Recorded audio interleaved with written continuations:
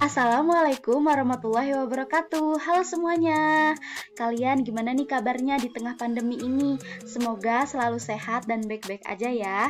Nah, sekarang kalian sedang menyaksikan video tentang mengenal bagian-bagian dari alat ukur kompas dan teodolit yang akan dijelaskan oleh saya, Siti Nur Aisyah dari Pendidikan Geografi Universitas Negeri Jakarta. Selamat menyaksikan.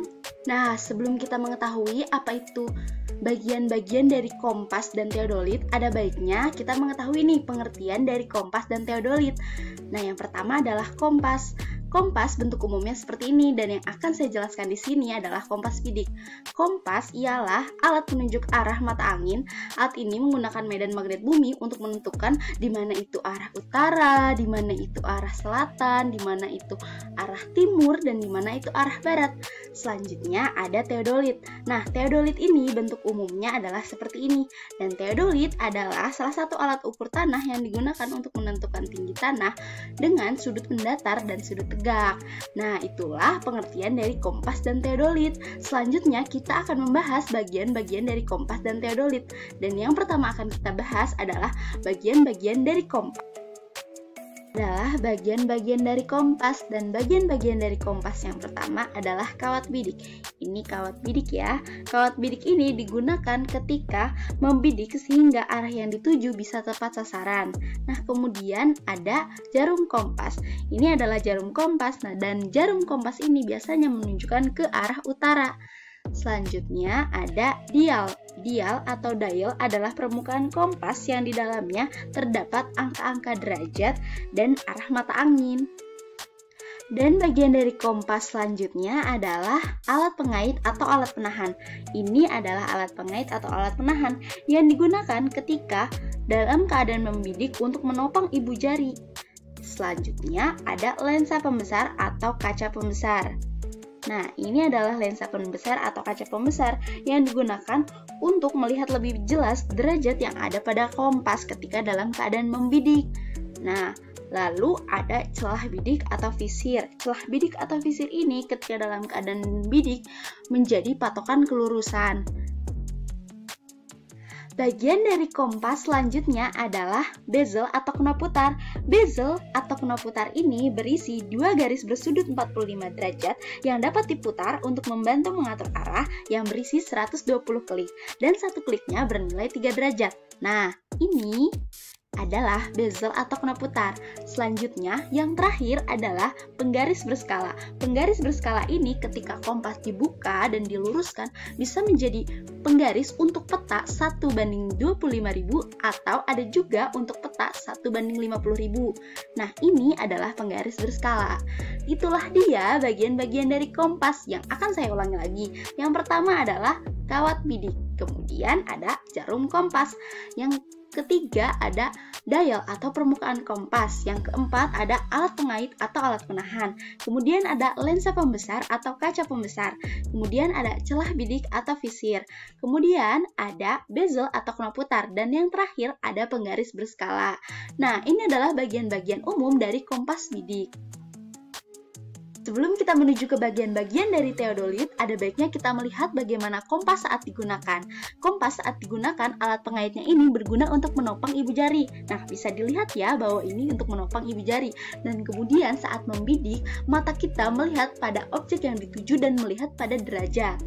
Kemudian kompas saat dalam keadaan tertutup, alat pengait atau alat penahan ini digunakan untuk menahan kompas agar tidak terbuka, dan ini adalah kompas dalam keadaan dia terbuka. Kemudian ada angka-angka kan di dalam kompas ini, dan angka-angka ini bernilai satuan, yang di luar ini bernilai min dan yang di dalam ini bernilai derajat. Nah, itulah dia penjelasan tentang kompas bidik. Selanjutnya kita akan menuju bagian-bagian dari teodolit. Nah, inilah dia bagian-bagian dari teodolit. Konon katanya bagian-bagian dari teodolit ini berbeda loh di setiap merek, namun secara umum tetap sama ya, dan saya menggunakan Leica T100 untuk dijadikan acuan dalam menjelaskan bagian-bagian dari teodolit kali ini. Nah, bagian-bagian dari teodolit yang pertama adalah pengarah kasar. Ini adalah pengarah kasar yang berfungsi untuk membantu pembidikan dalam mengarahkan teropong ke target bidikan yang pertama kali atau secara kasar. Nah, yang kedua ada klem pengunci vertikal. Ini adalah klem pengunci vertikal yang digunakan untuk mengunci teropong agar tidak dapat digerakkan secara vertikal. Dan di belakang klem pengunci vertikal ini ada penggerak halus vertikal. Penggerak halus vertikal ini digunakan untuk menggerakkan teropong secara vertikal ke arah rambu ukur atau objek secara halus. Bagian selanjutnya dari teodolit adalah tempat baterai. Ini adalah tempat baterai. Tempat baterai ini berisi 4 buah baterai dengan jenis A2. Lalu kemudian ada klem pengunci lingkaran horizontal. Ini adalah klem pengunci lingkaran horizontal. Klem pengunci lingkaran horizontal ini berfungsi untuk mengunci badan pesawat agar tidak dapat diputar secara horizontal. Kemudian di belakang klem pengunci horizontal ini terdapat penggerak halus lingkaran horizontal. Penggerak halus lingkaran horizontal ini berfungsi untuk menggerakkan teropong ke arah rambu ukur atau objek saat membidik secara halus. Nah, kemudian yang nomor 7 ada skrup pengatur nivå. Ini adalah skrup pengatur nivå yang digunakan untuk mengatur posisi gelembung nivå berada pada titik tengah. Nah, kemudian ada handle. Handle ini yang nomor 8 berfungsi untuk pegangan pada alat. Nah, kemudian yang nomor 9 ini adalah pengatur fokus lensa okuler. Gunanya untuk mengatur fokus lensa okuler ketika dalam proses pembidikan untuk mengatur fokus pada objek. Bagian-bagian dari teodolit selanjutnya adalah nivå tabung. Ini adalah nivå tabung. Nivå tabung ini berfungsi untuk menyetel posisi sumbu 2 pesawat secara horizontal dan dapat diatur dengan 3 skrup penyamar rata. Kemudian yang nomor 11 ini ada display dan papan tombol yang berfungsi untuk pembacaan skala lingkaran dan horizontal. Kemudian ada nivå kotak. Nah, nivå kotak ini berfungsi untuk menyetel posisi sumbu 1 berada pada posisi vertikal.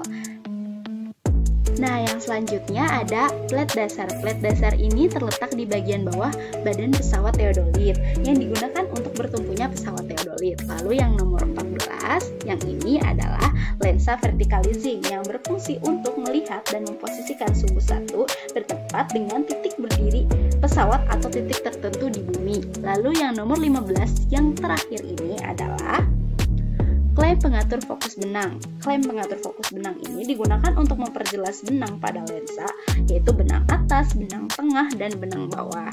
Nah, itulah dia bagian-bagian dari teodolit yang kali ini kita pelajari.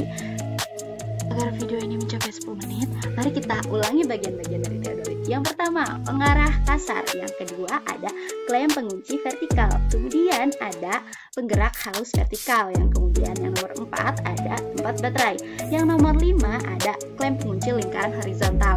Yang nomor 6 ada penggerak halus lingkaran horizontal. Lalu yang nomor 7 ada skrup pengatur nivå. Yang nomor ke-8 ada handle.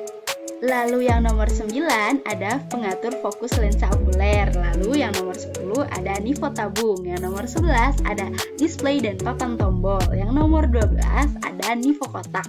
Nah, yang nomor 13 ini adalah plat dasar. Yang nomor 14 adalah lensa verticalizing. Dan yang nomor 15 yang terakhir adalah klem pengatur fokus benang. Itulah dia bagian-bagian dari teodolit. Selanjutnya kita lihat nih bagaimana teodolit ketika digunakan. Kelihatannya seru banget ya, tapi sayang saya dan teman-teman saya belum berkesempatan untuk belajar menggunakan teodolit secara langsung. Tapi nggak apa-apa, kita belajar dulu lewat sumber-sumber lainnya. Dan kita sama-sama doakan semoga pandemi ini segera berakhir agar kita bisa belajar secara langsung dan asik-asikan bareng. Amin ya semua. Amin. Terima kasih sudah menyaksikan video ini. Kurang lebihnya mohon maaf kalau ada salah-salah kata, salah-salah pengucapan, salah-salah informasi. Mohon dimaklumi karena kesempurnaan hanya milik Allah dan kekurangan hanya milik kita. Videonya bermanfaat dan semoga kalian sehat-sehat selalu. Semoga kalian baik-baik aja. Selamat ketemu di perkuliahan dan bye-bye. Picture perfect, you don't need no filter. Gorgeous, make them drop dead, you a killer. Shower you